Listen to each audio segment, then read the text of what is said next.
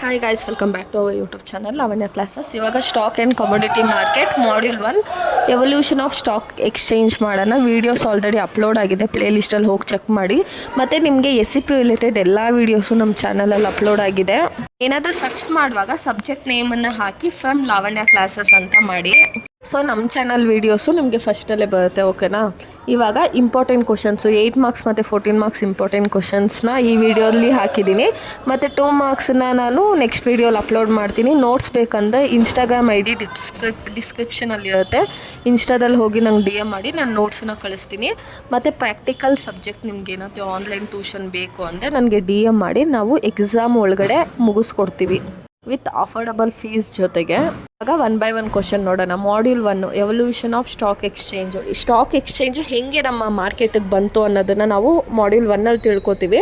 ಮತ್ತು ಯಾವುದಾದ್ರೂ 3 ಚಾಪ್ಟರ್ನ ಪಕ್ಕಾ ಓದ್ಕೊಳ್ಳಿ. ಹೇಳೋದು ಅರ್ಥ ಆಗ್ತಿದಲ್ಲ, 3 ಚಾಪ್ಟರ್ನ ಪಕ್ಕಾ ಓದ್ಕೊಂಡ್ರೆ ಸಾಕು ನೀವು. ಲೈಕ್ ಕ್ವಶನ್ಸ್ ಡಿಸ್ಪ್ಲೇ ಆಗುತ್ತೆ, ಸ್ಕ್ರೀನ್ಶಾಟ್ ತೊಗೊಬಿಡಿ, ಓಕೆನಾ.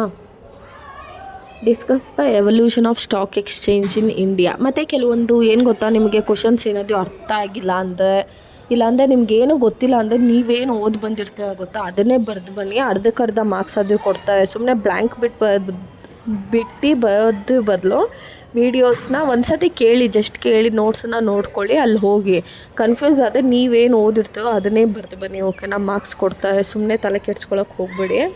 ಇವಾಗ 14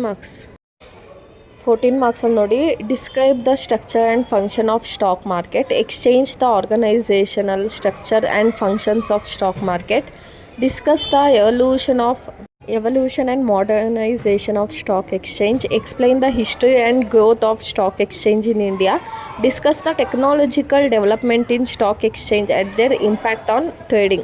ಅರ್ಥ ಆಗ್ತಿದೆ ಅಲ್ವಾ? ಈ ಸ್ಟಾಕ್ ಎಕ್ಸ್ಚೇಂಜ್ ರಿಲೇಟೆಡೇ ಕೇಳಿದ್ದಾನೆ. ಒಂದು ಕ್ವಶನ್ನ ಪಕ್ಕ ನೀವು ನೋಡ್ಕೊಬಿಟ್ಟೆ ಅದ್ರ ಕಂಟೆಂಟ್ ಏನು ಅಂತ ಗೊತ್ತಾದರೆ, ಇವನು ಇಷ್ಟು ಕ್ವಶನ್ ಕೇಳಿದಾನಲ್ವ, ಇಷ್ಟು ಕ್ವಶನ್ಗೂ ಒಂದೇ ಆನ್ಸರು. ಹೇಗೆ ಸ್ಟಾಕ್ ಎಕ್ಸ್ಚೇಂಜ್ ಬಂತು, ಏನು ಕೆಲಸ ಮಾಡುತ್ತೆ, ಇವಾಗ ಸ್ಟಾಕ್ ಬಂದಿದ್ದರಿಂದ ನಮಗೇನು ಯೂಸ್ ಆಗ್ತಾ ಇದೆ, ಸೊ ಈ ಥರ ಕ್ವಶನ್ಸನ್ನೇ ಕೇಳಿದ್ದಾನೆ. ನೀವೇ ನೋಡ್ತಿದ್ದೆ ಅಲ್ವಾ. ಸೊ ಇದನ್ನು ಸ್ಕ್ರೀನ್ಶಾಟ್ ನೋಡ್ಕೊಳ್ಳಿ, ಕಂಟೆಂಟ್ನ ಓದಿ ನೋಟ್ಸ್ ಕಳಿಸಿರ್ತೀನಿ ನಾನು. ನೋಟ್ಸಲ್ಲಿರೋ ಕಂಟೆಂಟ್ ಓದ್ಕೊಳ್ಳಿ ಸಾಕು. ಇವಾಗ ಫಸ್ಟ್ ಚಾಪ್ಟರಿಂದ ಇಷ್ಟು ಕ್ವಶನ್ಸು ಕವರ್ ಆಗಿದೆ, ಓಕೆನಾ. ಇವಾಗ ಮಾಡ್ಯೂಲ್ 2ಗೆ ಹೋಗೋಣ. Financial markets overview. ಯಾವುದು? Module 2 financial market overview.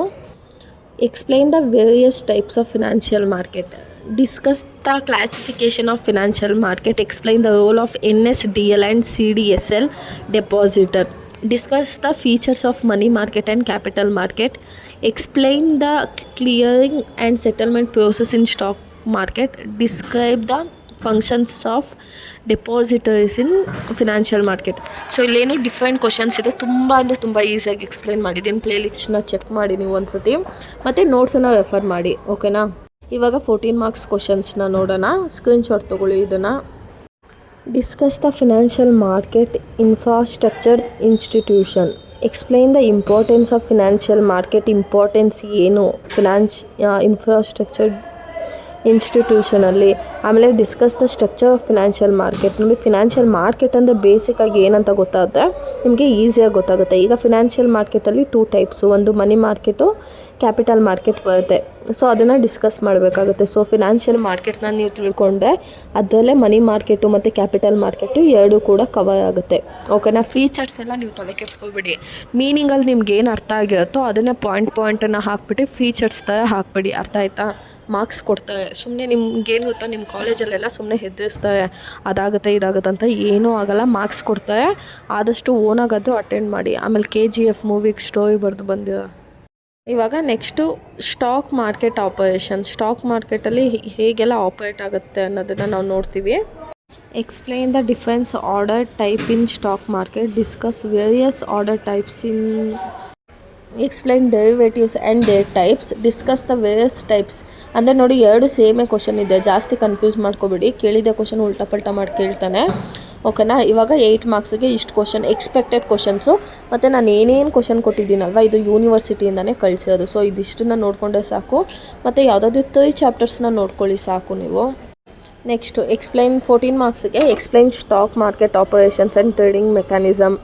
Actually ಇದೆಲ್ಲ ನೋಡಿ, ನಿಮಗೆ content stock market related module 1 ನಿಮಗೆ ಕರೆಕ್ಟಾಗಿ ಅರ್ಥ ಆದರೆ ಇದನ್ನೆಲ್ಲ ಟೈಪ್ಸು ನಿಮಗೆ ಈಸಿಯಾಗಿ ಅರ್ಥ ಆಗುತ್ತೆ, ಓಕೆನಾ. ಸೊ ಸೊ ಏನು ಸ್ಟಾಕ್ ಮಾರ್ಕೆಟ್ ಅಂತ ಇರುತ್ತಲ್ವ ಅದನ್ನೇ ಡೀಟೇಲಾಗಿ ಎಕ್ಸ್ಪ್ಲೈನ್ ಮಾಡಿಬಿಡಿ. Next commodity market. ಓಕೆನಾ, module 4 commodity market. Discuss commodity market, classify and tradings. ಏನೋ ಅದ್ರ ಬಗ್ಗೆ ಒಂದು ಮೀನಿಂಗ್ 2 ಮಾರ್ಕ್ಸಿಗೆ ಹಾಕ್ಬಿಟ್ಟು ಏನು ಕ್ಲಾಸಿಫಿಕೇಷನ್ ಇದೆ ಅದನ್ನು ಹಾಕಬೇಕು. Explain the trading practices in commodity market. ಯಾವ್ಯಾವ ಥರ ಪ್ರಾಕ್ಟೀಸಸ್ ಇದೆ ಅದನ್ನು ಹಾಕಬೇಕು. Describe commodity market and process of price discovery. Commodity market ಅಂದರೆ ಏನು? ಕಮಾಡಿಟಿ ಮಾರ್ಕೆಟ್ ಅಂದರೆ ನಿಮಗೆ ಗೊತ್ತಿರುತ್ತಲ್ವ, ಏನು ಎಕ್ಸ್ಚೇಂಜ್ ಮಾಡೋದು. ಇವಾಗ ಗೋಲ್ಡ್ ಇರ್ಬೋದು, ಪೆಟ್ರೋಲು, ಕೆರೋಸಿನು ಇದೆಲ್ಲ ಎಕ್ಸ್ಚೇಂಜ್ ಮಾಡ್ತೀವಲ್ಲ, ಸೊ ಇದು ಹೇಗೆ ಪ್ರೋಸೆಸ್ ಆಗುತ್ತೆ ಅನ್ನೋದನ್ನು ನಾವು ಇದರಲ್ಲಿ ಡಿಸ್ಕಸ್ ಮಾಡ್ತೀವಿ.